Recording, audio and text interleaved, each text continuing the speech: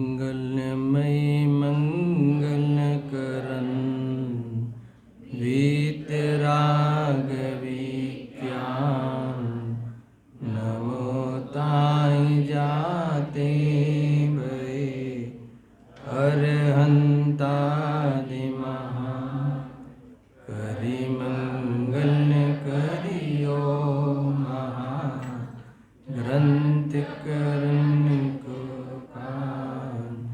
જાતે મિલે સમાજ સૌ આવે નિજ પદરામ શિવ ઉપાય કરતા પ્રથમ કારણ મંગળ રૂપ વિઘ્ન વિનાશક સુખ કરન નમો શુદ્ધ શિવ આત્મરૂપ અનુપમ અદ્ભુત આહિ લખે ભવ સિંધુ તરો આત્મરૂપ. આ શ્રી મોક્ષદ્વાર પ્રકાશક ગ્રંથ છે. 9મા અધિકાર ઉપર આપણે સ્વાધ્યાય ઘણા વર્ષોથી ચાલી રહ્યો છે. કુલ મળીને એમ સમજવાનું કે દરેક શિબિરમાં 9મા અધિકારનો અભ્યાસ જરૂરી છે. સોનગઢમાં જ્યારે પણ શિબિરો થતી ગુરુદેવસિંહના વખતમાં, ત્યારે આ અધિકારને બહુ જ પ્રમુખતા આપવામાં આવતી. હવે અધિકારનું નામ છે મોક્ષ માર્ગનું સ્વરૂપ. આમાં આપણે મૂળ વિષય સમ્યક દર્શનનું સ્વરૂપ અને એનું સાચું લક્ષણ, એ ટોપિક ઉપર આપણે આવ્યા છીએ. એનાથી ચર્ચા આપણે આગળ વધારવાની છે. પણ એ ટોપિક કઈ રીતે આવ્યો, અથવા એના પહેલાં જેટલા બી ટોપિક 9મા અધિકારમાં, પૂરા મોક્ષમાર્ગ પ્રકાશકમાં નહીં, જેટલા ટોપિક થઈ ગયા એ ટોપિકને ખાલી હેડિંગ હું વાંચીશ એમાં, અને હેડિંગના આધાર ઉપર કોઈ ખાસ વાત હશે તો એમાં ચર્ચા કરીને આપણે આગળ વધીશું. અને કુલ મળીને આપણે જ્યાંથી આ વિષય ગઈ શિબિરમાં છૂટ્યો હતો ત્યાંથી આગળ એની ચર્ચા આપણે વિસ્તારથી આ શિબિરમાં કરીશું. હવે એનું જે મોક્ષ માર્ગનું સ્વરૂપ અધિકારનું નામ જ છે, અને એમાં મોક્ષ માર્ગના સ્વરૂપની ચર્ચા કેમ કરવામાં આવી કે જે મોક્ષનું સાક્ષાત કારણ છે એટલા માટે.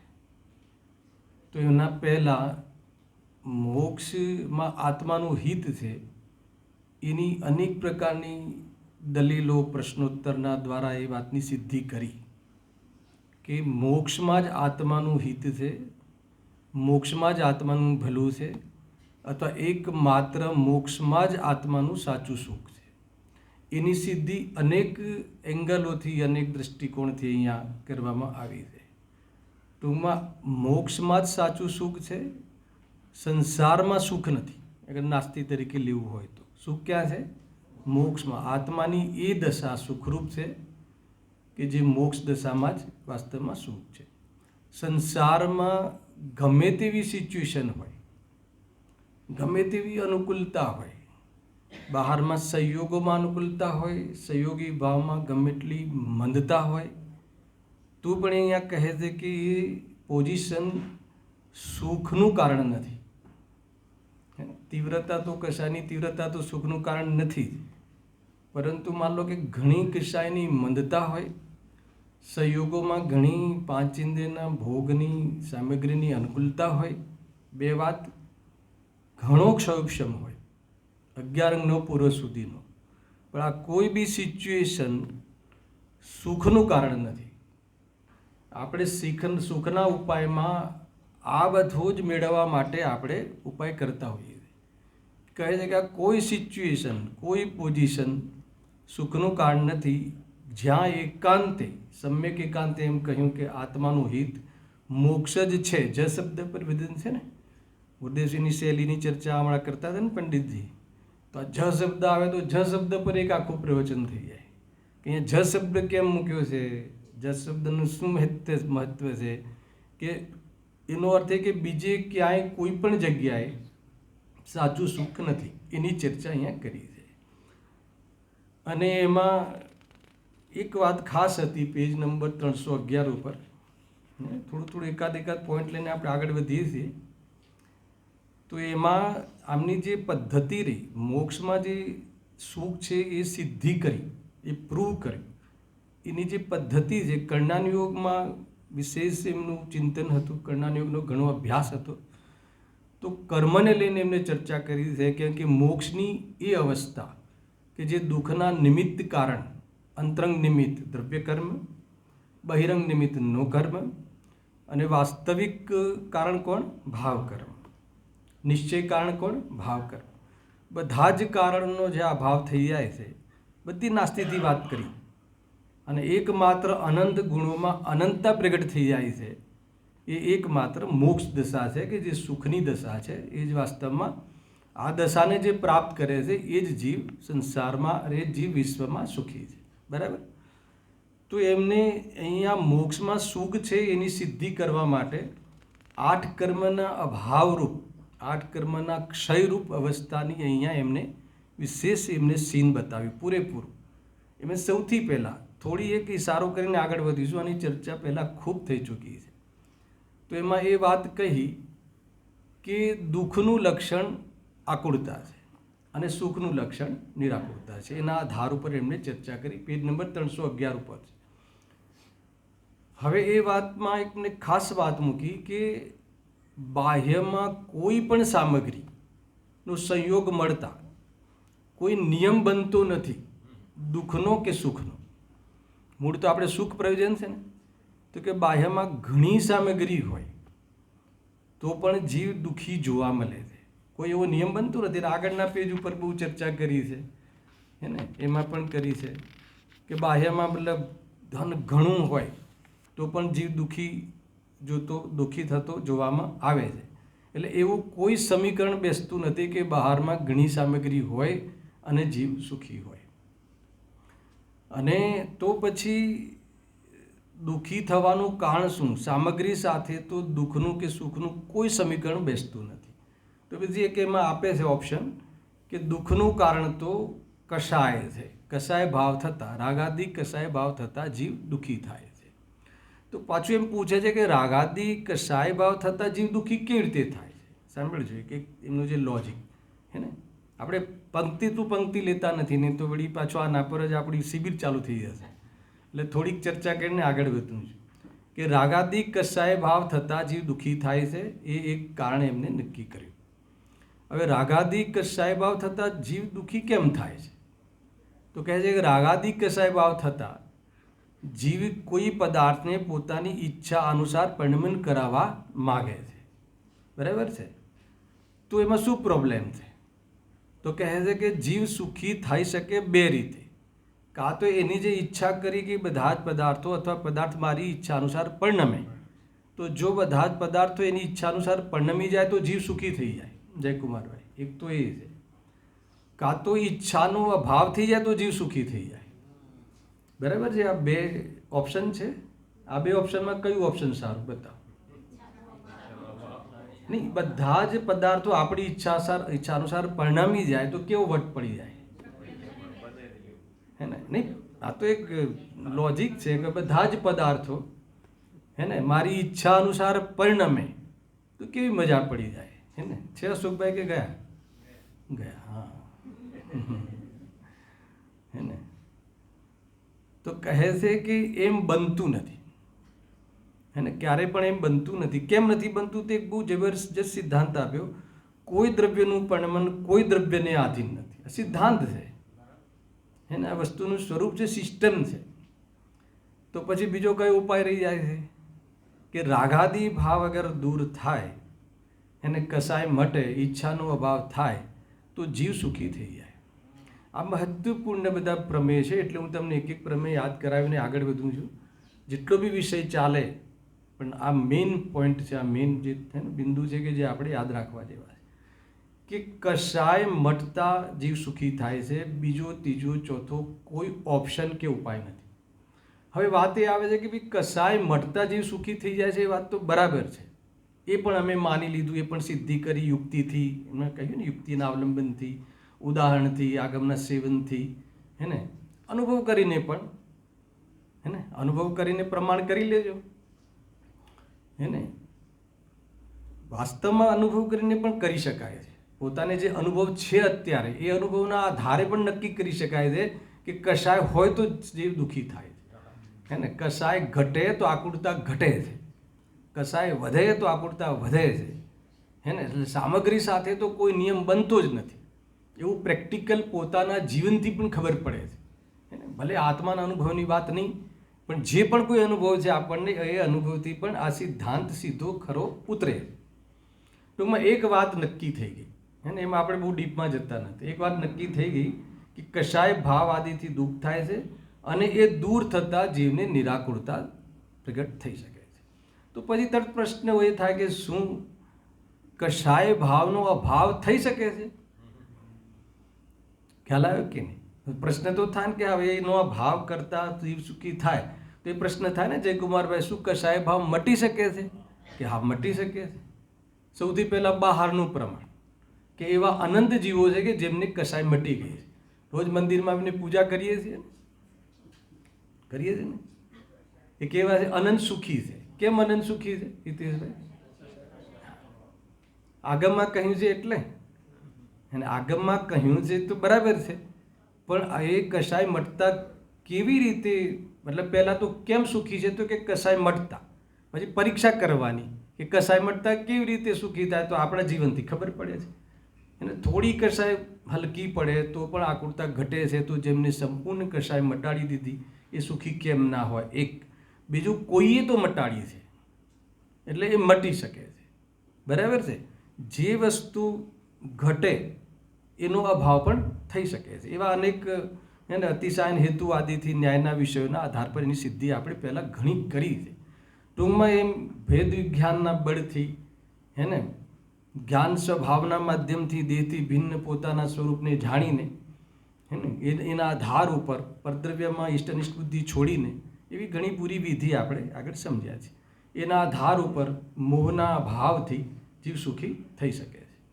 તો આપણે એ સૌથી પહેલાં એમને મોહનીય કર્મની પૂરી ચર્ચા કરી છે. આમાં મોહનીય કર્મના ભાવથી જીવ સુખી થઈ શકે છે. કર્મની ઓરથી લીધું, ભાવની ઓરથી મોહ ભાવ દૂર થતાં જીવ સુખી થઈ શકે છે. અને જ્યાં મોહ ભાવનો અભાવ થાય ત્યાં બાકીના જે જ્ઞાનાવરણી, દૃષ્ટાવરણી આદિ જે છે અંતર્મુહૂર્તમાં એનો અભાવ થઈ જાય છે. સંક્રમિત થઈને ગમે એટલું બધું ઊંચું બંધ હોય સ્થિતિ આદિ, પણ નિયમથી જ્યાં મોહનીય કર્મ ગયું 12મા ગુણસ્થાનમાં, બરાબર, અંતર્મુહૂર્ત કાળમાં જ્ઞાનાવરણી ને દર્શનાવરણી અંતરાય એ કર્મનો અભાવ થઈ જાય છે. અર્યંત દશાનું પ્રગટ થઈ જાય છે, અનંત ચતુષ્ટિ પ્રગટ થઈ જાય છે, અનંત ગુણોમાં અનંતતા પ્રગટ થઈ જાય છે.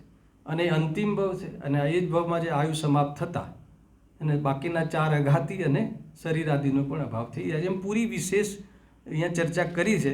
એ પ્રમાણે અશરીરી જે અવસ્થા છે, એ અવસ્થા સુખરૂપ અવસ્થા છે, એ અવસ્થાને જીવ પ્રાપ્ત થઈ જાય છે. અને એ અવસ્થા અનંતકાળ સુધી અવ્યાબાદ સુખ ભોગવે છે. આની બહુ વિશેષ ચર્ચાઓ આમાં છે, તમે ફરીથી વાંચી લેજો. એકવાર તો વર્ષમાં 9મો અધિકારનું રીડિંગ કરવું જોઈએ. કેમ કે જે સુખી થવાનું કારણ છે મોક્ષ માર્ગ સાક્ષાત, એનું અહીંયા વર્ણન કર્યું છે. એ પ્રમાણે અહીંયા ચર્ચા એમને સિદ્ધિ કરી છે કે મોક્ષમાં જ આત્માનું ભલું છે. એક જ એવી અવસ્થા છે, એક જ એવી સિચ્યુએશન છે કે જે સુખની અવસ્થા છે, તો એ અવસ્થા પ્રાપ્ત કરવી જોઈએ. એની વચ્ચે ઘણા બીજા ટોપિકો છે, ઓલ વિસ્તારથી કર્યા છે કે ભાઈ સંસારિક સુખ છે એ તો કે દુઃખદ છે, એની પણ વચ્ચે સિદ્ધિ કરી છે, બરાબર છે. હા, બરાબર. પેજ નંબર 312 પર એ હેડિંગ છે, સંસારિક સુખ દુઃખદ છે અથવા ઇન્દ્રિય સુખ જે છે દુઃખદ છે. અતિન્દ્રિય સુખ જ વાસ્તવમાં સુખ છે. જે ઇન્દ્રિયના ભોગ આદિથી જે સુખ લાગે છે પણ સુખ નથી, તો એ શું છે? સ્મિત સુખનો આભાસ છે. એમાં પણ આપણે એક ચર્ચા કરી હતી, એ બી તમને એક પોઈન્ટ કહી દઉં અહીંયા કે એ જે ઇન્દ્રિય સુખમાં જે સુખ છે એ સુખ ક્યાંથી આવે છે? ઇન્દ્રિયોમાંથી આવે છે કે ઇન્દ્રિયોના પદાર્થોમાંથી આવે છે કે શામાંથી આવે છે? ને એ ઇન્દ્રિયોના જે પદાર્થો છે, જે ભોજન આદિના, કે જે આપણે ભોગવીએ છીએ એમ સમજીએ છીએ, એ પદાર્થોમાંથી સુખ આવે છે કે ઇન્દ્રિયોમાંથી આવે છે? આ બંને ઓપ્શનમાંથી બતાવો. ઇન્દ્રિયના વિષય, માનો કે રસના ઇન્દ્રિયનો વિષય ભોજન આદિ, હે ને, નવા નવા સારા સારા વ્યંજન આદિ, એને અત્યારમાં કહીએ તો સારી ડીશ, જે પણ નવી નવી જે તમારે પીઝા ને જે ચાલતું હોય, હે ને, જે પણ આ બધા નવા લોકો છે ને, એમને અત્યારે આપણી ડીશો અલગ હતી એ વખતે, ત્યારે ડીશ અલગ છે. તો એ ડીશમાંથી આનંદ આવે છે કે ઇન્દ્રિયોમાંથી આનંદ આવે છે કે નહીં, એ કહો પહેલાં તો એ કહો. જે છે એ જરા પણ બનાવટ કર્યા વગર, હે ને, જે તમને લાગતું હોય, બહુ ભૂખ લાગી હોય, બરાબર છે, અને ભાવતું ભોજન મળી જાય, વંશી, બરાબર, મારો પ્રશ્ન, બહુ ભૂખ લાગી હોય જબરજસ્ત, અને એકદમ, હે ને, ભાવતું ભોજન મળી જાય, અથવા માની લો બહુ તરસ લાગી હોય અને એકદમ, હે ને, વરિયાળીનું શરબત મળ્યું, શું મળ્યું આજે, જે બી મળ્યું હોય, અહીંયા ખ્યાલ નથી મને, તો એ જે બી મળ્યું હોય, ઠંડાઈ મળી હોય, તો હાશ થાય કે ના થાય? હા, થાય છે. એનો અર્થ કે ખુશી મળે છે, આનંદ મળે છે. તો એ આનંદ મળે છે, મજા આવે છે, એ આનંદ, એ મજા વરિયાળીના શરબતમાંથી આવી કે એ રસના ઇન્દ્રિય છે એમાંથી આવી કે શામાંથી આવી? એ મજા શામાંથી આવી? હે ને? અચ્છા, મજા કે આનંદ કે સુખ કયા દ્રવ્યમાં હોય છે? જીવ દ્રવ્યમાં. તો જેમાં હોય એમાંથી આવે ને, જેમાં ના હોય એમાંથી કેવી રીતે આવે? પ્રવચનસારમાં છે આની ગાથા આખી. એ જે ઇન્દ્રિય સુખમાં પણ જે સુખ આવે છે ને, જે લાગે છે આપણને સુખ આવે, એ સુખ પણ આત્મામાંથી આવે છે, હે ને, એ સુખ પણ આત્મામાંથી આવે છે. એ અશુદ્ધ ઉપાદાન રૂપ સુખ છે, એવું ત્યાં લખ્યું છે, બરાબર છે. હવે એ અશુદ્ધ કેમ કહ્યું કે આત્માના આશ્રયથી કે આત્માની અનુભૂતિથી કે એ રીતે તો નથી આવ્યું, પણ જે પણ સુખ હોય એ સુખ તો જેમાં હોય એમાંથી જ આવે. હવે જો અમે બહુ સામાન્ય યાદ રાખવા જેવી ચીજ, ખરેખર એમાં સુખ એમાંથી આવ્યું એવું તમે કઈ રીતે કહો છો? કે એ વખતે જે ખાવાની ઈચ્છા કે જે સેવન કરવાની તીવ્રતા હતી, એ તીવ્રતા જે કશાય શક્તિ શું થઈ? ડાઉન થઈ. આ યાદ રાખવા જેવી ચીજો છે, રોજ યાદ કરવા જેવી ચીજો છે. આ મેનુ છે રોજ. આત્માનુભૂતિનું ભોજન કરવું હોય એના માટેનું આ મેનુ છે. આના વગર નહીં મેળ પડે, બરાબર છે. તો એ વખતે જે તમારી કશાય શક્તિ ડાઉન થઈ, જે વિકલ્પો તીવ્ર હતા એ ડાઉન થયા, એ ઘટ્યા, એને, અથવા એ મટ્યા. તીવ્ર વિકલ્પો મટ્યા. કેમ મટ્યા? અને બીજો પ્રશ્ન, કેમ મટ્યા? કે એ જે તીવ્ર વિકલ્પ કે તીવ્ર કશાય સ્વભાવ ના હોવાથી, એને એ વધઘટ થયા રાખે છે, એવો એનો સ્વભાવ છે. કેમ કે સ્વભાવ નથી એટલે એમાં વધઘટ થાય છે, અભાવ થઈ શકે છે, બરાબર છે. કોઈને પણ એક સળંગ તીવ્ર કશાય ના રહે, મન તીવ્ર થયા રાખે છે. એટલે જ્યારે એ વિષય સંબંધી કશાયોની શક્તિ ઘટે છે, એ ડાઉન થાય છે, એટલે એ સંબંધી આકુરતા ઘટે છે. તો વાસ્તવમાં તો કશાય મટતા, તીવ્ર કશાય મટતા, ભલે આત્માના આશ્રયથી નથી મટી, પણ કશાયનું સ્વરૂપ એવું છે કે ઘટે છે. તો એ ઘટી એટલે તીવ્રતા મટી, બરાબર છે. તો આકુરતા ત્યાં ઘટી, તો આપણને શું થયું? આનંદ લાગ્યો, સારું લાગ્યું. તો એ વાસ્તવમાં કશાય ઘટતા મટી છે આકુરતા. એ બાજુ જો ધ્યાન જાય તો કશાય મટાડવાનો ઉપાય કરે, પણ એને એમ લાગે છે, શું લાગે છે? કે આ કશાય મારી ઘટી, અથવા ઈચ્છા મારી ઘટી, અથવા પૂર્તિ થઈ, જે બી શબ્દમાં સમજતો હોય એ શાનાથી? આનું સેવન કરવાથી થયું. એટલે એને એની ગ્રંથિ ભેદ તો ન કર્યો, પણ ઉપરથી એને ગાંઠ વધારે મારી કે મારે આનાથી મળે છે, એટલે હવે એનો ઉપાય કરે છે. હવે એનો ઉપાય કેવી રીતે કરે છે ખબર છે તમને? આખું જીવન લગાવીને 25 વર્ષ સુધી ભણે, બીજા 5 વર્ષ માસ્ટરી કરે, પછી બીજા 5 વર્ષ ફોરેન જઈને ટ્રેનિંગ લે. સાંભળજો, શાના માટે? ઓલી, હે ને, કઈ આપણે કયો શરબત પીધો? વરિયાળનો શરબત પીધો. એવી જે સામગ્રીને મેળવવા માટે એને એટલી એની બુદ્ધિમાં ઈષ્ટ બુદ્ધિ આવી ગઈ કે નહીં, આમાંથી જ સુખ આવે, આ સામગ્રીમાંથી જ સુખ આવે. એટલે આ સામગ્રી મેળવવી હોય તો શું કરવું પડે? ધન જોઈએ. ધન માટે શું કરવું પડે? સારું પેકેજ જોઈએ. સારા પેકેજ માટે શું કરવું પડે? ભણવું પડે. એટલા માટે 35 વર્ષ ક્યાં લગાવે છે? ભણવામાં લગાવે છે. તમે સાંભળજો આખું આનું જે મનોવિજ્ઞાન, સાયકોલોજી શું છે જીવની, એ કેમ લગાવે છે એમાં. કેમ કે એના પાછળ બી કોનો હાથ છે? તો કે આ મિથ્યા શ્રદ્ધાનું જે છે ને, એના પાછળ હાથ છે એનો, કે એ માને છે કે નહીં આમાં સુખ છે, આ ચીજ જોઈએ. સંસારની અંદર જેટલી બી ચીજો છે, ચીજો અને એ બધી સામગ્રી, એ બધી જે ભૌતિકતા જે છે, એ બધી ચીજો મારે મેળવવી પડશે. એટલે એના માટે પ્રયાસ કરે છે, એના માટે બધું જીવન લગાવી દે છે.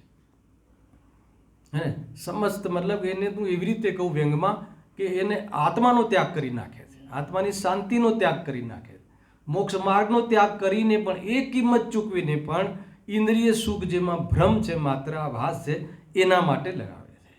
ખરેખર એ સુખ અગર એ સંસારનું સુખ જ નથી પહેલાં તો, અને કદાચિત તને જે સુખ લાગે છે એ સુખ પણ વાસ્તવમાં કશાય ઘટવાથી થઈ છે, વસ્તુ મળવાથી નથી થઈ, એવી નિસિદ્ધિ આમાં કરી છે. એટલે કુલ મળીને એને ભ્રમથી આખું જીવન, અરે બ્રહ્મા તો કાંઈ જીવાતું હશે? બ્રહ્મા કેટલું, બ્રહ્મા કેવું જીવે છે? જે ભ્રમથી અનાદિકાલથી ભ્રમથી જીવે છે, હે ને? એ ભ્રમ કહો, મિથ્યાત્વ કહો, અજ્ઞાન કહો, અંધારું છે. રાગદ્વેષ, ગુરુદેવસિંહ તો કહે કે રાગદ્વેષ અંધારા છે, અને રાગદ્વેષમાં એકત્વ બુદ્ધિ એ હે ને ઘણું અંધારું છે, બહુ અંધારું છે, હે ઘોર અંધારું છે, એમ અહીંયા કહે છે, હે ને? તો એ અજ્ઞાન મટાડવાની માટે આ 9મો અધિકાર અહીંયા આપણે લઈ રહ્યા છીએ.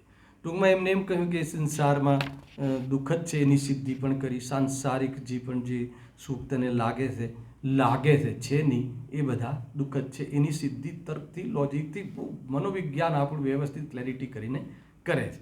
કુલ મળીને એના ઉપર લઈ આવ્યા આ ટોપિકમાં શું લઈ આવ્યા કે મોક્ષમાં શું છે, કે જે સમસ્ત કષાયોનો, સમસ્ત ભાવ કર્મનો, એના નિમિત્તમાં દ્રવ્ય કર્મનો, એના બાહ્ય નિમિત્તે નો કર્મનો, સમસ્ત એ બધા કારણોનો અભાવ થઈ જાય છે, તો પછી ત્યાં કોઈ આકુળતા રહી નહીં, છે ને? શરીર જ ના રહ્યું તો પછી વાત ક્યાં રહી? બરાબર છે. શરીર મળવાનું બાહ્ય નિમિત્ત કારણ કર્મ જ ના રહ્યું ને, અને વાસ્તવમાં તો અંતરંગ કારણ, અંતરંગ નિમિત્ત બી ના રહ્યું, અને એનું નિશ્ચય કારણ ભાવ જ ના રહ્યો. શરીર મળવા માટે શું ભાવ જોઈએ, એ ભાવ જ ના રહ્યો, તો હવે એને સાતાના ઉદયની શું જરૂર છે? એને અસાતાના ઉદયનો શું મતલબ છે? તો એ લખ્યું છે, જો પેજ નંબર 314. ફટાફટ લઈ રહ્યું છે કે એને મૂળ ટોપિક સુધી કમસે કમ આજે આવી જઈએ એમ. હા, એમાં એના પછી લખ્યું છે બીજું ફાઇનલ વાત આશીર્વાદ છે.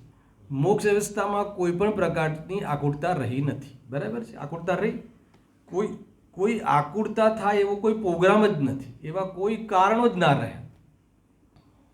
બરાબર છે? કોઈ મતલબ કે હવે એમને સિદ્ધ ભગવાનને કયા સાતાના ઉદયની જરૂર છે? એ જરૂર જ નથી. બરાબર છે? માટે ત્યાં આકુળતા મટાડવાના ઉપાય કરવાનું પણ પ્રયોજન નથી. એ આકુળતા મટાડવાની પણ આકુળતા નથી. આકુળતા મટાડવાની આકુળતા પણ નથી, કેમ કે આકુળતા રહી નહીં, આકુળતાના કારણો રહ્યા નહીં, અંતરંગ બહિરંગ કોઈ કારણ રહ્યા નહીં. કઈ દશા છે?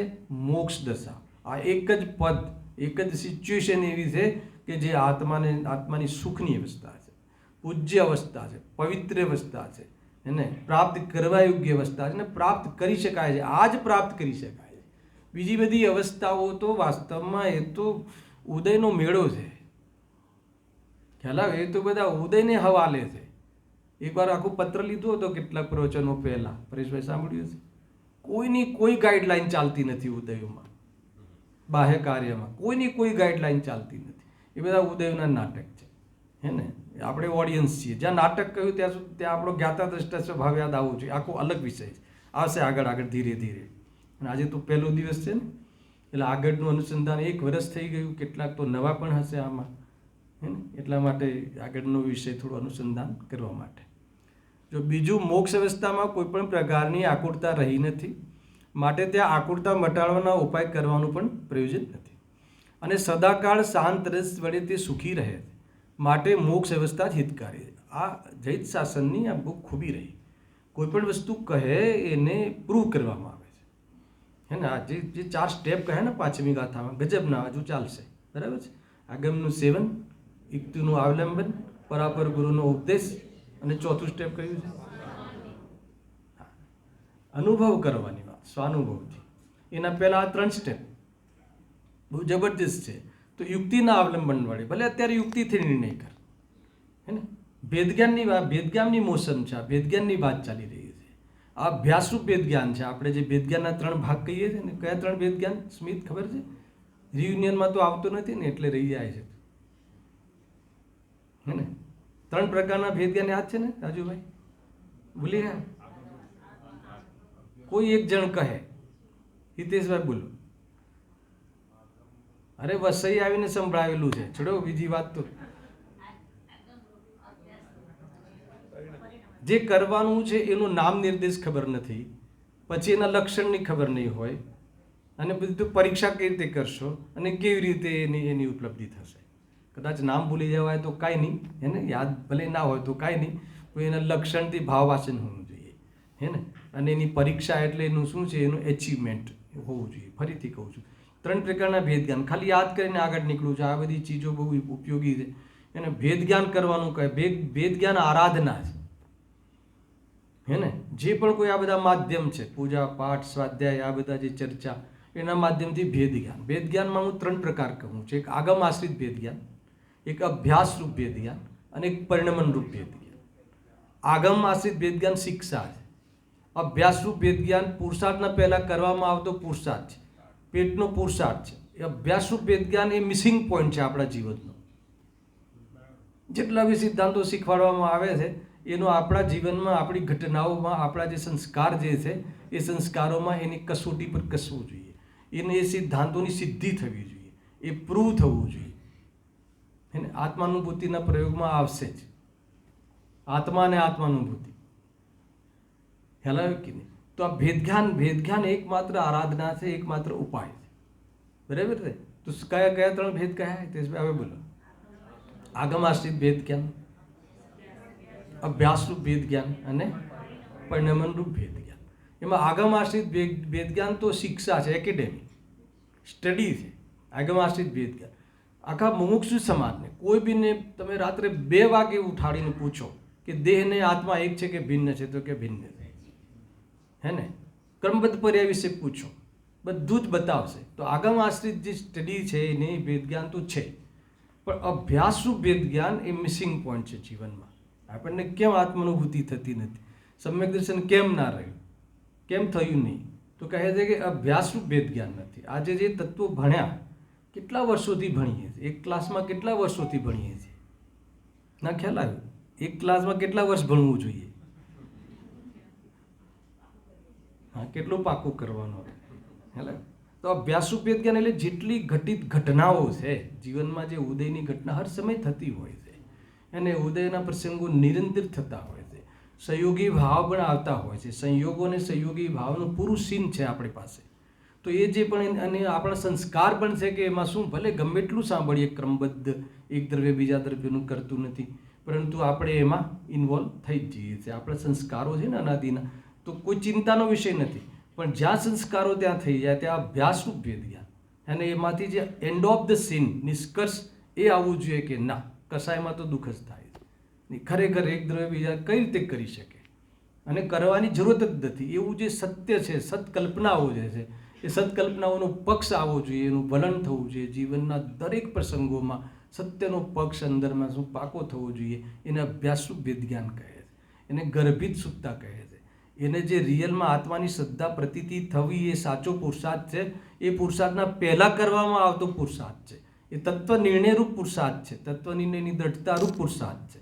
એને એ વાસ્તવિક, એ અહીંયા એનું જે બહુ જ વિશેષ, એને મોક્ષવાદ પ્રકાશકમાં આ પુરુષાર્થ પર બહુ વજન આપવામાં આવ્યું છે, તત્વ નિર્ણય કરવાનો. એને પણ તત્વ નિર્ણય તો શું છે કે હા, આમ જ છે. કસાયમાં દુઃખ કહ્યું ને, તો કસાયમાં દુઃખ છે એવું તમારા કસાયના પ્રસંગોમાં નિર્ણય થવો જોઈએ. અને જીવ સ્વતંત્ર પોતાની વિપરીતતાને લઈને કે કમજોરીને લઈને કરે છે, બીજો નથી કરાવતો એવું કહ્યું શાસ્ત્રમાં. તો એનું વાસ્તવમાં એની સિદ્ધિ થવી જોઈએ. જો એવી સિદ્ધિ થાય તો નિમિત્તાદીની દૃષ્ટિ ઢીલી પડે, કશાયમાં ઉપાદેય બુદ્ધિ ઢીલી પડે. એ છે ગર્ભિત શુદ્ધતા, એ છે અભ્યાસરૂપ ભેદ જ્ઞાન. ભાવેશભાઈ પકડમાં આવે છે, કેટલી વાર સાંભળો, મીઠાશ છે આ મેટરમાં, કે આમાં પ્રયોગ છે, આમાં સ્વાધ્યાયમાં રુચિ રહે છે, કે આમાં આપણું કામ થતું જણાય છે, હે ને. આમાં જો તમને આ જેટલી વાર કહું એટલી વાર ગમશે, કે તમે તમારા કોઈ બી પ્રસંગમાં જે બી હવે, હે ને, જે પણ કરતા કર્મના નિમિત્તિક પ્રસંગો તો બધા જીવનમાં જેટલા બી પ્રસંગો આપણી આ ચર્મચક્ષુથી દેખાય છે, બધા નિમિત્તિક પ્રસંગો છે. અને નિમિત્તિક પ્રસંગોમાં ઉપાદાનથી કાર્ય થાય છે, એ જોતા આવડી જાય, હે ને. એ દ્રષ્ટિની નિર્બલતા છે. આ છે કન્સેપ્ટ. અને એની સિદ્ધિ થાય છે. હવામાં વાતો થોડી છે, એની સિદ્ધિ થાય છે, ખ્યાલ. એ વાતને પ્રૂવ થાય છે. યુક્તિ દ્વારા, એ યુક્તિ શબ્દ જે કહ્યું છે નય પ્રમાણ નિક્ષેપથી, પ્રબળ યુક્તિ દ્વારા, ઉપાદાનથી, નિર્બળ યુક્તિ અને નિમિત્તની ઓરથી, હે ને, તો પ્રબળ યુક્તિ દ્વારા અગર જો એની સતની સિદ્ધિ થાય છે એમાં, અને એ આપણા જીવનમાં એ સિદ્ધિ થતાં વિચાર કરતા કે વગર વિચારે, હે ને, હર સમય કે વિચાર તો કોઈ બી સંસ્કારોમાં ચાલતો હોય, પણ બેક ઓફ માઇન્ડમાં, હે ને, આપણી જે ધારણા જ્ઞાનમાં જે વસ્તુ પડી હોય એનું સેવન, એની જ દ્રઢતા વધે. ભલે એમાં ઉલજીએ, ભલે એમાં સંસ્કાર વશે એમાં ઉલજીએ આપણે, ભલે આપણી આદતથી મજબૂર છે તો ઉલજીએ, પરંતુ એમાં એકવાર પણ એનો પક્ષ ના આવે અને પક્ષ સત્યનો જે પાકો થતો હોય એ અભ્યાસરૂપ વેદ જ્ઞાન છે. અને એ અભ્યાસરૂપ વેદ જ્ઞાન તમારા સામાયિકમાં પોતાની સાથે રહેવા માટેનું આમંત્રણ છે. પોતાની સાથે રહેવાનું આમંત્રણ છે. આપણે કોની સાથે રહીએ છીએ? હે ને, શરીરની સાથે રહીએ છીએ, છોકરાઓની સાથે રહીએ છીએ કે ના કસાયની સાથે રહીએ છીએ? ખ્યાલ આવ્યો કે નહીં? તો કહે આપણે આપણી સાથે રહેવાનું. આપણે માન લો કે જે પણ એ તો બાહ્યમાં અભિવ્યક્તિ છે, આ બાહ્ય કાર્યો તો ક્રિયાઓ તો એના માધ્યમમાં, એના નિમિત્તમાં થવાવાળી કશાયોની સાથે આપણે. અત્યારે હું કોની સાથે છું? પ્રવચનની સાથે રહું છું, મારી સાથે નથી. કેટલો જબરજસ્ત ખુલાસો થઈ રહ્યો છે, તે ખુલાસાની સાથે છું અત્યારે. કારણ કે એવું સંસ્કાર છે અત્યારે કે કોઈની સાથે રહેવાની આદત પડી ગઈ છે. હેલાવે કે હવે અભ્યાસરૂપ વેદ જ્ઞાનમાં એમ કહે છે કે આ છે એ મંદ કષાય છે, આ શબ્દ જે છે વાણી વર્ગના છે, અને પરિણામ આવ્યું છે કષાય છે, અને એમાં મંદ આકુરતા છે, મારું સ્વરૂપ નથી. બોલ્યા વગર, વિચાર્યા વગર કે વિચારીને જે બી રીતે અગર જો સત્કલ્પનાઓ, સત્યનો પક્ષ તમારો ઘૂંટાતો હોય, એ વલણ જો પાકું થતું હોય, સમજી લેવાનું કે એ તમારી આરાધક દશા છે, આત્માર્થીપણું છે. જ્ઞાની હોય તો એ રીતની આરાધક દશા છે, આત્માર્થીપણું છે. પ્રસંગો જે પણ કંઈ હોય, પણ તમે તમારો નિષ્કર્ષ શાના પર આવે છે? નિષ્કર્ષ શું થાય છે કે સત્યનો પક્ષ આવે એ છે, એ કહે છે. તો બહુ અદ્ભુત છે આ વસ્તુ સુનિલભાઈ. આ આપણા જીવનનો મિસિંગ પોઈન્ટ રહ્યો. આપણે બુદ્ધિનો વિષય બનાવી દીધો. આપણે ધારણા જ્ઞાનમાં આપણને કન્સેપ્ટ ક્લિયર છે, આપણા ક્લિયર હોય પહેલાં જરૂરી પણ છે, પણ કેટલા વર્ષ સુધી કન્સેપ્ટ ક્લિયર કરવાના? હેલા, કન્સેપ્ટ ક્લિયર કરવાનો પ્રસંગ હોય, હર સમય હોય, ભલે એનું માધ્યમ બનાવો, પણ આ જે વિશુદ્ધિ છે, મોહની ઢીલાશ થવી, મોહ ઢીલો પડવો, એટેચમેન્ટ ઢીલી પડવી, અને એ ગર્ભિત શુદ્ધતા છે. એ અંદરમાં થવાવાળી તૈયારી છે, જ્ઞાનના માધ્યમથી, અભ્યાસના માધ્યમથી, ચિંતનના માધ્યમથી, અને જે પણ યુક્તિના માધ્યમથી, નયો દ્વારા એની સિદ્ધિના માધ્યમથી અંદરમાં શ્રદ્ધાને વિષય મળે છે, શ્રદ્ધાનું બલ તૈયાર થાય છે, ટ્રેનિંગ મળે છે, શ્રદ્ધા કેળવાય છે. આને શું કહેવાય છે? અભ્યાસરૂપ વેદ જ્ઞાન. તૈયારીઓ ચાલે છે, હે ને. આભાસ, આ સમ્યક સન્મુખવાળાનું જીવન છે, આભાસ રહિત. સમ્યક દર્શન થયું નથી, આભાસો છે નહીં, તો એ કઈ સિચ્યુએશનમાં છે? તો કે આ સિચ્યુએશનમાં છે, પ્રયત્નમાં છે. હેલા, એ છે તત્વનિર્ણયના આધાર ઉપર. જો તો અહીંયા મોક્ષમાં આકુરતા રહી નહીં, બરાબર છે. તો આટલું સાંભળીને આ સ્ટેજમાં તો આવવું જોઈએ ને, એ વાત હતી અહીંયા. તો જો બીજું, મોક્ષ અવસ્થામાં કોઈ પણ પ્રકારની આકુરતા રહી નથી, માટે ત્યાં આકુરતા મટાડવાના ઉપાય પણ કરવાનું પ્રયોજન નથી, અને સદાકાળ શાંતરસ વડે તે સુખી રહે છે, માટે મોક્ષ અવસ્થા જ હિતકારી છે. બરાબર છે. ટૂંકમાં એની સિદ્ધિ કરી. વાત એ છે કે સિદ્ધિ કરી. જો આગમમાં તો કહ્યું છે, પણ પોતાની જે પરીક્ષાવાળું જે ત્રીજું સ્ટેપ છે ને, જે મતલબ કે નામ અર્થાત તો નિર્દેશ, પછીનું લક્ષણ, ને પછી પરીક્ષા. પરીક્ષા કોની કસોટી પર? આપણી કસોટી પર કસવાનું છે. આમ કહે છે તો આ પ્રમાણે છે કે નહીં, શંકા નથી, હે ને. આ તો એ રીતે આમ છે તો એ કેમ આમ છે એમ વિચાર કરી અને એને વાસ્તવમાં યુક્તિ દ્વારા એના જ્ઞાનમાં સિદ્ધિ કરે, અને એનો સ્વીકાર કરે, અને એનું જ પોષણ કરે, અને એ પ્રમાણે જ આગળ વધે. તો એ કહે છે કે એને વાસ્તવમાં મોક્ષ દિશામાં જવા માટેની તૈયારીઓ છે. અને મોક્ષ કેમ હિતકારી છે એની ચર્ચા આપણે ફરીથી આ શિબિરમાં પણ સામાન્ય રીતે આપણે કરી. પહેલાં પણ સંસાર અવસ્થાના દુઃખનું તથા મોક્ષ અવસ્થાના સુખનું વિશેષ વર્ણન કર્યું છે. તે માત્ર આ જ પ્રયોજન અર્થે કર્યું છે. મતલબ કે મોક્ષમાં સુખ છે, સંસારમાં સુખ છે જ નહીં. કોઈ બી સિચ્યુએશન, જે કર્મોને લઈને થતી ગમે તેવી ચક્રવર્તી પદની હોય કે કોઈ પણ પોઝિશન હોય, કોઈ પણ પોઝિશનમાં વાસ્તવમાં સુખ છે જ નહીં. ઘણીવાર એવો શબ્દ મળે કે ત્યાં સાચું સુખ નથી. એટલો શબ્દ મૂકી દીધો એટલે પછી કંઈક વાત ઊભી થઈ. સાચું સુખ નથી એનો શું? ખોટું સુખ તો છે ખરું, પણ બનાવટી સુખ, એને ઇન્દ્રિય સુખ કહેવાય. એને આ ભાસ, એની ચર્ચા આપણે થઈ ચૂકી. હા, પહેલાં પણ સંસાર અવસ્થાના દુઃખનું તથા મોક્ષ અવસ્થાના સુખનું વિશેષ વર્ણન કર્યું છે. તે માત્ર આ જ પ્રયોજન અર્થે કર્યું છે. શું પ્રયોજન અર્થે? કે મોક્ષમાં જ સુખ છે, બાકી કોઈ જગ્યાએ સુખ હોય જ નહીં. અને આ વાત ગજબની જે જૈન શાસનની જે પદ્ધતિ, જે શૈલી છે, એને એ માત્ર કથન શૈલી નથી, એને એની સિદ્ધિ કરવામાં આવે છે. એને સૌથી પહેલાં જ્ઞાનમાં યત્ન સિદ્ધિ કરવાની છે.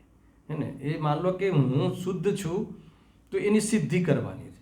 હાલ શુદ્ધ છું તો એની પણ સિદ્ધિ થાય છે ને. હું અનાદિ અનંત છું તો એની પણ સિદ્ધિ થાય. હું પૂર્ણ છું તો એની પણ સિદ્ધિ થાય. હર ચીજની સિદ્ધિ થાય છે. યુક્તિ દ્વારા એ પ્રૂવ થાય છે.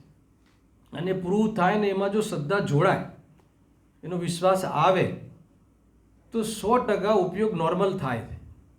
તો 100% માન લો કે વિકલ્પ નિર્વિકલ્પ દશા આવે હે ને, તો વાસ્તવમાં ત્યાં સ્થિરતા આવે. તો એ પ્રકારે રત્નત્રયનો અંશ પ્રગટ થઈ જાય છે. તો એની ચર્ચા હવે આગળ કરવાવાળા છે. જુઓ, હા, ટૂંકમાં એ વાત નક્કી કરો કે સુખ ક્યાંય નથી. એ વાત સુખ માત્ર મોક્ષમાં જ છે, વિતરાગ દશામાં જ છે, કશાયના અભાવમાં જ છે.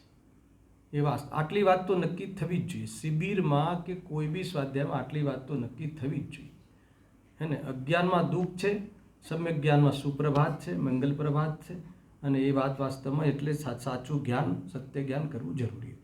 જે પણ 4-5 વસ્તુઓને તમારો એક ટાર્ગેટ બનાવી દો અને એના ધાર ઉપર જે પણ કંઈ અહીંયાથી ચર્ચાઓ થતી હોય એ અજ્ઞાનની, વાસ્તવમાં અજ્ઞાનને ચેલેન્જ કરવી જોઈએ. તમારામાં સ્ટ્રગલ કરવાની છે. તમારા જ્ઞાનને તમારે જ સમજાવવાનું છે. પોતે જ પોતાને સમજાવવાનું ચાલુ કરે તો જ કાર્યની સિદ્ધિ થશે. કોઈ કઈ રીતે સમજાવી શકે? પોતે જ પોતાને ટોકવાનું છે, પોતે જ પોતાને સમજાવવાનું છે. પણ સમજાવવાનું કેવી રીતે છે એ પદ્ધતિ અહીંયા આપણે શીખવા માટે આવ્યા છે. તેને પણ વિચારી મોક્ષને જ હિતરૂપ જાણી એક મોક્ષનો ઉપાય કરવો, એ જ સર્વ ઉપદેશનું તાત્પર્ય છે. કુલ મળીને એ ટોપિકમાં ત્યાં સુધી લાવી દીધા કે એકમાત્ર મોક્ષમાં જ સુખ છે. તો તરત જ પછી એ વાત ઊભી થાય છે કે ચલો મોક્ષનો ઉપાય કરવો જોઈએ. તો મોક્ષની પ્રાપ્તિ કેવી રીતે થાય એની ચર્ચા આપણે ગઈ વખતે પૂરી કરી હતી. આ વખતે ખાલી 2-3 પોઈન્ટો જ મારે કહેવાના છે તમને. અને આપણે જે સમ્યક દર્શનાદિકનું સાચું લક્ષણ અથવા એનું સ્વરૂપ, એના પર વિશેષ ચર્ચા આપણે પ્રારંભ કરવાની છે. કેટલા વાગ્યા સુધી લેવાનું છે? 5 તો વાગી ગયા છે, 5:15. 15 મિનિટ ગ્રેસ મળી. હા, તો આ ટોપિકને કમસે કમ આપણે રિવિઝનના રૂપમાં જે લઈ રહ્યા છે પૂરું કરી દઈએ એટલે આપણે આગળનો વિષય આપણે કાલથી વિશેષ ચાલે. તો અહીંયા એ વાત ઊભી થઈ કે બરાબર છે, આપણે એટલું તો નક્કી કરી આવ્યા કે નહીં, મોક્ષમાં જ સુખ છે, વિતરાગ દશામાં જ સુખ છે, કશાયના અભાવમાં જ સુખ છે.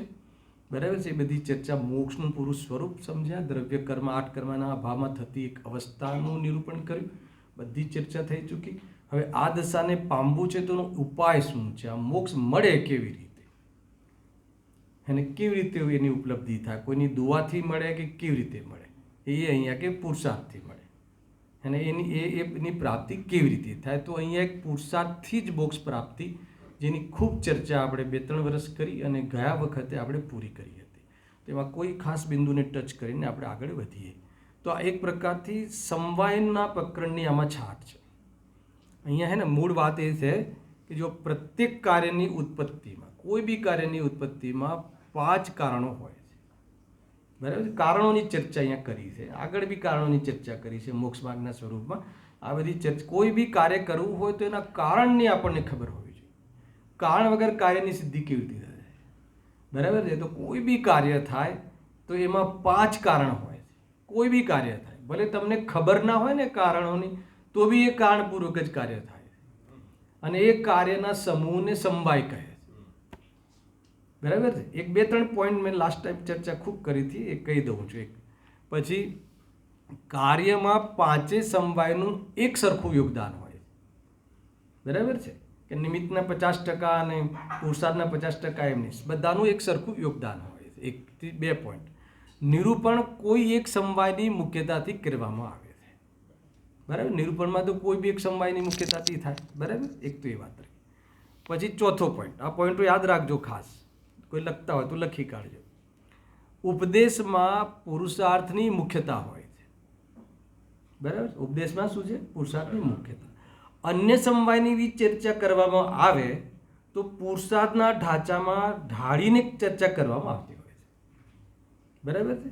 આ 5 પોઈન્ટ મુખ્ય છે આજે અહીંયા જે અત્યારે આ ટોપિક છે એની અંદર. હા, ફરીથી બોલો. હા, લખી લેજો કે કોઈ બી કાર્યની ઉત્પત્તિ થાય એમાં 5 સમવાય હોય છે. બરાબર, લખ્યું? લાસ્ટ યર બી લખાવ્યું હતું. હા, પ્રત્યેક કાર્યની ઉત્પત્તિમાં 5 સમવાય હોય છે. એને એના એક એવા એ 5 કારણોને શું, એના સમૂહને સમવાય કહે છે.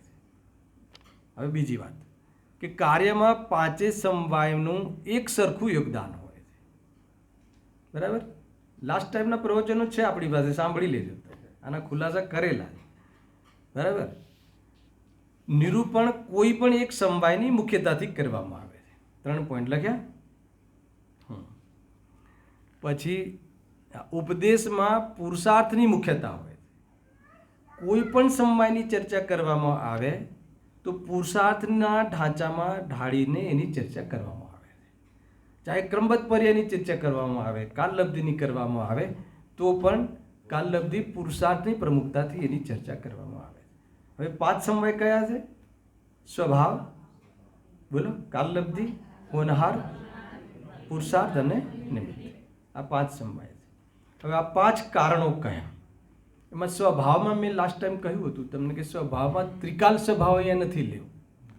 કાર્ય છે ને, તો કયું લેવું છે? પર્યાયમાં યોગ્યતા, પર્યાયની યોગ્યતા મુખ્ય રૂપથી લેવું છે. કદાચ ત્રિકાલ સ્વભાવને લઈને પણ સમજાવવામાં વાંધો નથી, પણ એ પ્રમાણેની યોગ્યતા હોવી જોઈએ. માનો કે તમારે મોક્ષનું કાર્ય કરવું છે, તો હાલ તમારે મોક્ષનું કાર્ય કરવાની તમારી પાસે યોગ્યતા છે કે નહીં? બોલો જયેશભાઈ, આ તો તમારા માટેનો પ્રશ્ન છે, હે ને? પર્યાયમાં તમને મોક્ષ જવાનો, ત્રિકાલમાં તો દરેકને સ્વભાવ છે મોક્ષ જવાનો, મુક્ત થવાનો દરેક જીવમાં સ્વભાવ છે, ત્રિકાળી શક્તિ તો છે. પણ હાલ પર્યાયમાં મોક્ષ જવાની યોગ્યતા છે કે નહીં? નથી, હે ને? 7મા ગુણસ્થાન જવાની યોગ્યતા છે, તો એનાથી 7મા ગુણસ્થાનથી ઉપરનો પુરુષાર્થ સંભવ નથી. આગમની મુખ્યતાથી છે. અધ્યાત્મમાં તો એના પર બી ફોકસ કરવાની જરૂર નથી, એના ક્રમમાં આવી જશે. એ આખી અલગ ચર્ચા છે. આગમનું ગણિત આ છે. પર્યાયમાં જે આપણી યોગ્યતા પણ 7મા ગુણસ્થાનથી જઈ શકાય એવી પુરુષ દેહે એવી યોગ્યતા છે. અને તમારે 5મા ગુણસ્થાન, હું તો કહું છું એવી જે પર્યાયમાં શક્તિ, હે ને? પર્યાયગત યોગ્યતા. પર્યાયમાં પણ પાછી 2 યોગ્યતા છે, એક પર્યાયગત યોગ્યતા અને એક તત્સમયની યોગ્યતા. પર્યાયગત યોગ્યતા તો આપણું 7મા ગુણસ્થાન સુધી જવાની તાકાત છે, પણ એ પ્રમાણે ઉદ્યમ નથી. તત્સમયની યોગ્યતામાં ઉદ્યમ નથી. બરાબર, એ બધી ચર્ચાઓ આપણે થઈ ચૂકી છે. આ તો મારે એ બતાવવું છે કે સ્વભાવમાં ફેક્ટર્સમાં શું લેવું જોઈએ. સૂચના પંડિત, સ્વભાવના ફેક્ટરમાં શું લેવું જોઈએ? પર્યાયગત શક્તિ, કાર્યની મીમાંસા. તો આપણામાં એ કરવાની તાકાત છે કે નહીં? હા, એકેન્દ્રથી લઈને અસંગની પંચેન્દ્રમાં પર્યાયમાં તાકાત નથી મોક્ષ જવાની. ભલે એને ભાવિ તીર્થંકરનો જીવ હોય અત્યારે તો પણ. હેલા, હું જે કહેવા માંગુ છું, આપણે છે તાકાત. જો તાકાત છે મતલબ અહીંયા મોક્ષ માર્ગ 7મા ગુણસ્થાન સુધીની, તો કે પર્યાયમાં સ્વભાવ, પર્યાયગત યોગ્યતા. બરાબર છે. બધી હોનહાર અને કાલલબ્ધિ. જે સમયમાં કામ જે થાય છે, જે સમયમાં થાય છે કાલલબ્ધિ, જે કામ થાય છે હોનહાર. બરાબર છે. તો એમાં તો લખ્યું કાલલબ્ધિનો હોનહાર તો કચ્છું વસ્તુ નહીં. ઘણાને એમ લાગે કે આખું જીવન ક્રમબદ્ધ પર્યાય પર પ્રવચન કર્યા ગુરુદેવસિંહ, અને એમના જ પ્રિય વિદ્વાન પંડિત ટોડરમલજી કહે છે કે કાલલબ્ધિ કચ્છું વસ્તુ નહીં. અરે એ કાલલબ્ધિ કચ્છી વસ્તુ નહીં એનો કે એમાં કાંઈ કરવાનું નથી, હે ને? કોઈ વસ્તુને એટલે એમાં કંઈક કરવાનું નથી. કેમ કે જે સમયમાં જે કાર્ય થાય છે, જે સમયમાં થાય છે એની કાલલબ્ધિ, હે ને? અને જે કાર્ય થાય છે એની હોનહાર અને પુરુષાર્થ, બરાબર છે. નિમિત્ત તો પરદ્રવ્ય છે, એમાં તો આત્માનું કંઈ ચાલતું નથી. પણ જ્યારે જ્યારે આત્માને સમ્યક દર્શન થાય છે ત્યારે કર્મ જે મોહનીય કર્મનો ક્ષય ઉપશમ કે જે ક્ષયોપશમ આદિ એ પ્રમાણે એનો અભાવ થાય છે. પુરુષાર્થ જે સમયમાં એટલે જે પુરુષાર્થ કરે જે સમયમાં કરે એ એની કાલલબ્ધિ થઈ, બરાબર છે.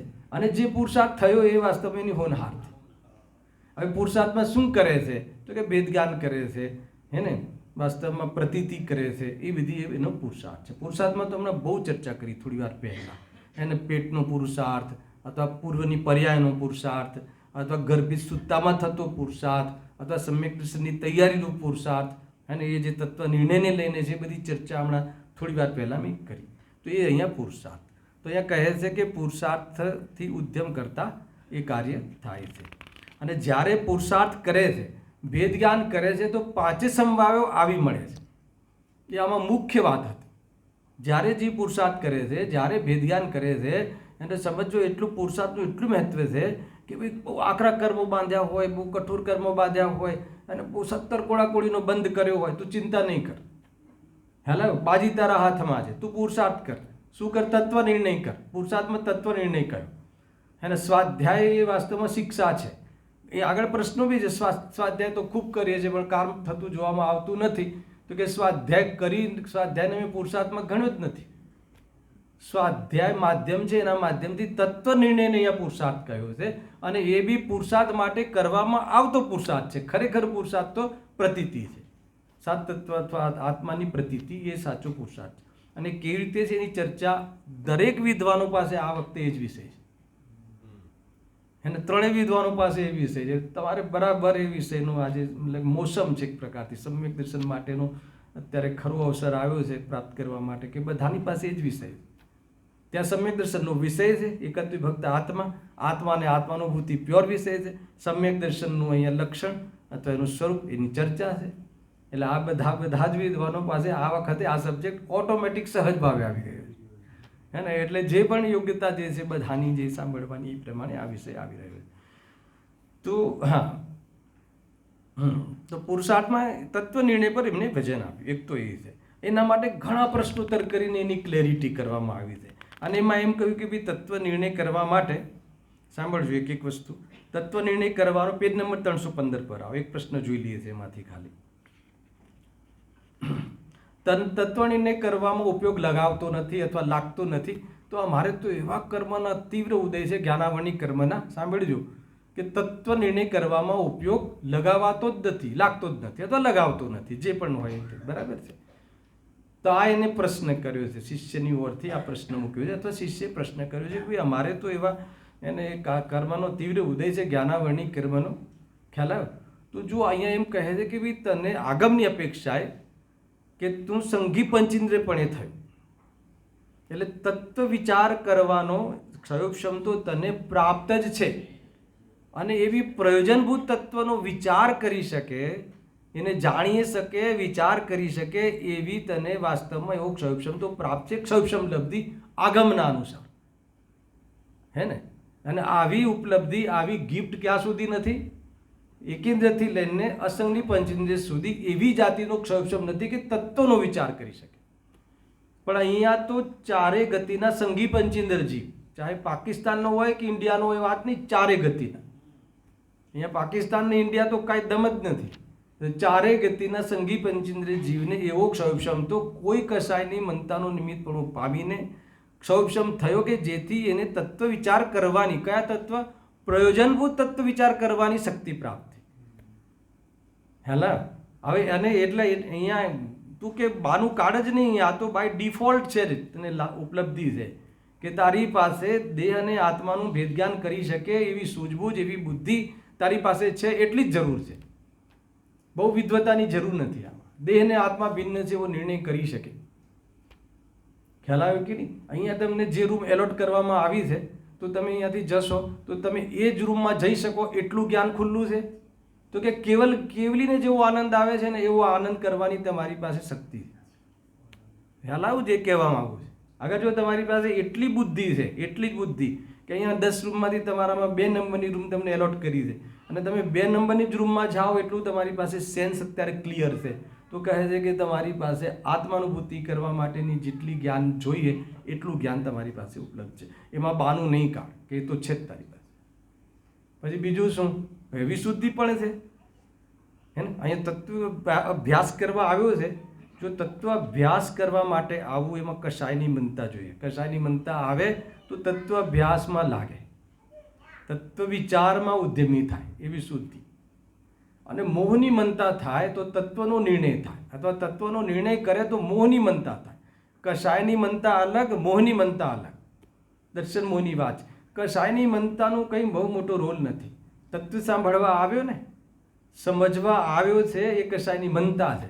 અને સમજમાં આવે છે, બરાબર છે, અને એને સ્વીકારે છે, એમાં મોહની મનતા છે હે ને. તત્વ જે તત્વમાં તત્વનો નિર્ણય કરે એમાં મોહની મનતા છે, અને તત્વની પ્રતીતિ કરે એમાં મોહનો અભાવ છે. એ રીતે આ સમજવું. સામાન્ય સામાન્ય વાતો તમે યાદ રાખજો આમાં. તો અહીંયા કહે કે તારી પાસે વિશુદ્ધિ પણ છે, તું તત્વ સાંભળવા તો આવ્યો છે, તો એને લઈને એક ઓર ચર્ચા છે. પેજ નંબર પર આવી જાઓ. અહીંયા પેજ નંબર 317 પર. એકેન્દ્રિય કાદિકને તો ધર્મ કાર્ય કરવાને સમર્થ જ નથી, એટલે કે તેને કેવી રીતે પુરુષાર્થ કરે, તથા તીવ્ર કશાયી પુરુષાર્થ કરે તો તે પાપ કાર્યનો જ કરે, પણ ધર્મ કાર્યનો પુરુષાર્થ થઈ શકે નહીં. એ આગળના ટોપિક છે. એના પછીનો જે ટોપિક છે બહુ સરસ છે, એને યાદ કરીને આપણે સમાપ્ત કરીએ છીએ આજે આ ટોપિક. 2 યોગ્યતાઓ કહી એને આત્માનુભૂતિ માટે 2 કહી કે વિચાર શક્તિ સહિત હોય. એ તો આપણને ડિફોલ્ટ એને ગિફ્ટમાં મળી. એના માટે કોઈ ઉપાય કર્યો નથી. કોઈ કશાયની મનતાનું નિમિત્તપણું પામીને વિચાર શક્તિ સહિત હોય, હિત અહિતનો વિચાર કરી શકે. તથા જેને રાગાદી મંદ હોય, તો હું તો એ બી કહી શકું છું કે આપણે બધાને રાગાદી મંદ છે, કે આવી ગરમીમાં તત્વ સાંભળવા માટે બેઠા છીએ. એને આપણે થોડું પોઝિટિવ સોચના હિસાબે વિચારીએ. કોઈ મતલબ કે એને કોઈ વેવાયનો કોઈ પ્રસંગ સંભાળવા માટે આવ્યો હોય એને એવી વાત વ્યંગમાં કહી દીધું કહેવા જેટલું તો. પણ અહીંયા એટલું તો નક્કી છે કે આપણે રાગાદી મંદ હોય તો રાગાદી મંદ બી છે. આપણે નહીં તો આ તત્વ સાંભળવા આવી ગરમીમાં આવે કેવી રીતે? બરાબર, સામાન્ય કથન છે આ, એમ સમજવું. તો તે જીવ પુરુષાર્થ વડે પહેલાં તો એક રૂલ બતાવી દીધું, એક ફોર્મ્યુલા બતાવી. પછી એ ફોર્મ્યુલા આપણા પર છે કે નહીં એ તમે નક્કી કરી લો. માટે જે વિચાર શક્તિ સહિત હોય તથા જેને રાગાદી મંદ હોય તે જીવ પુરુષાર્થ વડે ઉપદેશ આદિકના નિમિત્તથી તત્વ નિર્ણય આદિકમાં ઉપયોગ લગાવે તો તેનો ઉપયોગ ત્યાં લાગે અને ત્યારે તેનું ભલું થાય. વાત પતી ગઈ. આટલું જ છે. આ મેઇન ફોર્મ્યુલા છે. હવે આ ફોર્મ્યુલામાં આપણે ફિટ થઈએ છીએ કે નહીં એનો વિચાર કર્યો છે. અહીંયા કંઈ છોડ્યું નથી એમને. જો આ અવસરમાં પણ હવે તમે પહેલાં ફિટ કરો. આપણે વિચાર શક્તિ સહિત છીએ, હા, બરાબર. બીજું રાગાદી મંદ છે, હા, બરાબર, રાગાદી મંદ પણ છે. હવે તત્વ નિર્ણય આદિકમાં ઉપયોગ લગાવે તો હવે એ વિચાર કરો. અગર જો તત્વ નિર્ણયમાં ઉપયોગ લગાવતો નથી તો પછી આ પોઝિશન હોવા છતાં પણ સમય ક્યાં ગુમાવે છે? પંડિતજી કહે છે કે પ્રમાદમાં સમય ગુમાવે છે. પ્રમાદમાં કેવી જબરજસ્ત વાત કરી છે જુઓ. જો આ અવસરમાં પણ તત્વ નિર્ણય કરવાનો પુરુષાર્થ ન કરે, બરાબર છે, તો શું કરે? પછી પ્રમાદથી કાળ ગુમાવે. પ્રમાદ એટલે કઈ રીતે પ્રમાદ હોય? સાંભળો. અગર કાં તો મંદ રાગાદી સહિત વિષય કશાયોના કાર્યોમાં જ પ્રવર્તે. આ પ્રમાદના ભાવવાસન હે ને. મંદ રાગાદી સહિત વિષય કશાય એટલે વેપાર આદિમાં, વિષય કશાય આદિમાં નીતિ ન્યાયથી બિઝનેસ કરે. નૈતિક પાપ હે ને. કશાયની મનતા છે ને વિચાર શક્તિ સહિત છે, પણ એનો જીવ ક્યાં લગાવે છે? પાપ કાર્યોમાં જ લગાવે છે. વિષય કશાયમાં નૈતિક પાપ, અનૈતિક પાપની વેપાર આદિમાં હે ને. બરાબર જોખીને આપે, ટેક્સ ભરીને બધું બિઝનેસ કરે, તો એમાં કાળ ગુમાવે છે હે ને. અહંકાર કરીને ગુમાવે છે એક. હા, પ્રમાદથી કાળ ગુમાવે. અગર કાં તો મંદ રાગાદી સહિત વિષય કશાયોના કાર્યોમાં જ પ્રવર્તે વા કાં તો વ્યવહાર ધર્મના કાર્યોમાં પ્રવર્તે. ખ્યાલ આવ્યો કે નહીં? આ વાત તો જુઓ કેટલી કઠોર છે. કાં તો પછી વ્યવહાર કાર્ય હે ને. અતુલભાઈ ગયા? હા, જો બહાર છે ને બધું. હવે આ બધી સંસ્થા, આ જે પ્રોગ્રામ છે એની વ્યવસ્થાઓમાં હે ને એમાં કાળ ગુમાવે. કાં તો પછી ઓર વિશુદ્ધિ લઈ લો. કઈ વિશુદ્ધિ લઈ લો કે પૂજા પાઠ આદિ, સ્વાધ્યાય આદિ. સમજો કે તત્વ નિર્ણય વગર અગર એમાં બી કાળ ગુમાવે તો એ પ્રમાદથી કાળ ગુમાવવાની લાઈનમાં જાય છે વાત. અગર જો સ્વાધ્યાય કરીએ પણ તત્વ નિર્ણય ન કરીએ તો એ પણ પ્રમાદ છે, આળસ છે. પોતાના સ્વરૂપનો વિચાર કરવાનો મુખ્ય કાર્ય છોડી દે અને તત્વ વિચારમાં બી સમય પસાર કરી દે. માની લો સાંભળવામાં ને તત્વ વિચારમાં બી તત્વ નિર્ણય ના કરે તો વાત ગઈ. એમ અહીંયા કહે છે. તો અહીંયા કહે છે તો કાર્યમાં જ પ્રવર્તે, વાતો કાં તો વ્યવહાર ધર્મ કાર્યોમાં પ્રવર્તે તો અવસર ચાલ્યો જાય છે અને સંસારમાં જ પરિભ્રમણ કરે છે. બીજું, આ અવસરમાં જીવ જો પુરુષાર્થ આવે આપણા માટે જો પોઝિટિવ એપ્રોચ. બીજું, આ અવસરમાં જીવ જો પુરુષાર્થ વડે તત્વ નિર્ણય કરવામાં ઉપયોગ લગાવવાનો અભ્યાસ રાખે. બસ આ અભ્યાસનું ભેદ ગયા. અભ્યાસ રાખે એટલે સ્ટડી નહીં, એ સ્ટડીની વાત નથી. એને અહીંયા જે બી તત્વ શીખ્યા હોય આપણા જીવનમાં એ ખરા ઉતરે, આપણી કસોટી પર એ ખરા ઠરે, હર જગ્યાએ એ એન્ડ ઓફ ધ સીન એ જ આવે, એ નિષ્કર્ષમાં એ જ વસ્તુની સિદ્ધિ થાય તો તેને વિશુદ્ધતા વધે છે. મોક્ષ માર્ગમાં આને વિશુદ્ધિ કહી. ખ્યાલ? કરોડો રૂપિયાનું દાન આપી દેવું, શિબિરો લખાવી દેવી છે તો વિશુદ્ધિ, પણ એ આ સમ્યક દર્શનમાં મદદ કરે એવી વિશુદ્ધિ નથી.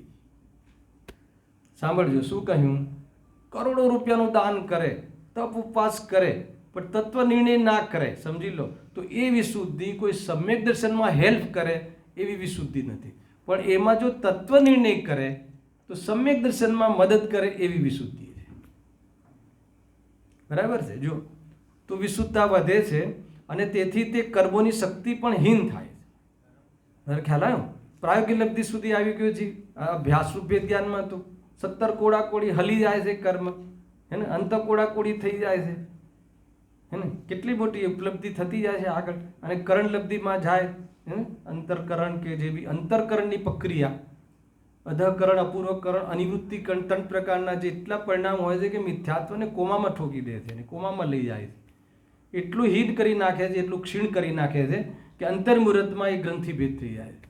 એની વિધિ આગળ આવશે ભાવાત્મક રીતે, કર્મની ઓરથી, પુરુષાર્થની ઓરથી, પ્રયોગની ઓરથી, બધી રીતે ચર્ચાઓ સમ્યક દર્શનના પ્રસંગમાં લઈશું આપણે. બરાબર છે? જોઈએ. હા, ટૂંકમાં જુઓ. તથા કેટલાક કાળમાં તથા તેની કર્મોની શક્તિહીન થાય છે. તથા કેટલાક કાળમાં આપોઆપ દર્શનનો ઉપશમ થતા એ આવી ગયું આ કરણલબ્ધિ, તો તેને તત્વનો યથાવત પ્રતીતિમાં આવે છે. શુદ્ધોપયોગ થઈ જાય છે નિર્વિકલ્પ દશામાં. એના જે પૂર્વમાં જે પ્રતીત જે વ્યવહારથી જે માન્યું હોય છે એ શુદ્ધોપયોગના કાળમાં યથાર્થ પ્રતીતિ થઈ જાય છે. તો જ વાસ્તવમાં એ પ્રતીતિ સાચી કહેવાય. નિર્વિકલ્પ દશામાં જ તત્વની પ્રતીતિ યથાર્થ થાય છે. હવે આનું કર્તવ્ય, ફાઇનલ ડિસિઝન, કન્ક્લુઝન. હવે આનું કર્તવ્ય તો તત્વ નિર્ણયનો અભ્યાસ જ છે અને તેનાથી જ દર્શન મોહનો ઉપશમ તો સ્વયં જ થાય છે. એમાં જીવનું કાંઈ કર્તવ્ય નથી, નિમિત્ત સમવાયમાં કાંઈ કર્તવ્ય નથી. સ્વભાવની યોગ્યતા ગિફ્ટમાં મળી ગઈ છે, હે ને. હોનહાર અને કાલલબ્ધિ તો કશું વસ્તુ નહીં. પણ જો પુરુષાર્થ કરે, પુરુષાર્થમાં તત્વ નિર્ણયમાં ઉદ્યમ કરે, લખે ને, તો એને દર્શન મોહનો ઉપશમ આદિ એના સ્વકાળમાં થઈ જાય છે. એમાં એનું કોઈ કર્તવ્ય નથી. આ પ્રમાણે પુરુષાર્થની પ્રમુખતાથી આમાં ચર્ચા કરવામાં આવી છે. અને છેલ્લે, હે ને, કાલે ઓલા પર ટોપિક પર આવી જશું, મોક્ષ માર્ગનું સ્વરૂપ, પેજ નંબર 318 કાઢો. એમાં એક પેલા નદીના પ્રવાહનું ઉદાહરણ આપ્યું છે, હે ને, કે જ્યારે નદીનો પ્રવાહ નદીમાં પડ્યો હોય અને નદીનો પ્રવાહ જ્યારે સ્લો હોય ત્યારે બહાર નીકળવાનો ઉપાય કરે તો એ નીકળી શકે છે. અને એમાં પ્રમાદમાં ત્યાં સૂઈ જાય, એમાં મજા લે તો પાછો પ્રવાહ ફૂલ આવે તો એમાં તણાઈ જાય છે, હે ને. એટલે એમાં એ વખતે ઉપાય કરવો જોઈએ. ટૂંકમાં આશીર્વચન વાંચીને હું આ ટોપિકને પૂર્ણ કરું છું રિવિઝનમાં. માટે આ અવસર ચૂકવા યોગ્ય નથી. કયો અવસર? કયો? તત્વ નિર્ણય કરવાનો અવસર, આત્માના અનુભૂતિનો અવસર, હે ને, જન્મ મરણને અભાવ કરવાનો અવસર, મોક્ષનો અવસર, આત્માનુભૂતિનો અવસર. માટે આ અવસર ચૂકવો યોગ્ય નથી. હવે સર્વ પ્રકારથી અવસર આવ્યો. સર્વ પ્રકારથી ખ્યાલ આવી ગયો ને? કયા સર્વ પ્રકારથી? એટલે માન લો કે વિચાર કરવાની શક્તિ પણ થઈ છે અને કશાયની મનતા પણ છે, તત્વ નિર્ણય કરવાનો ઉદ્યમ થઈ શકે છે. અગર જો અહીં લખ્યું ને, બહુ સરસ લીટી લખી છે આ.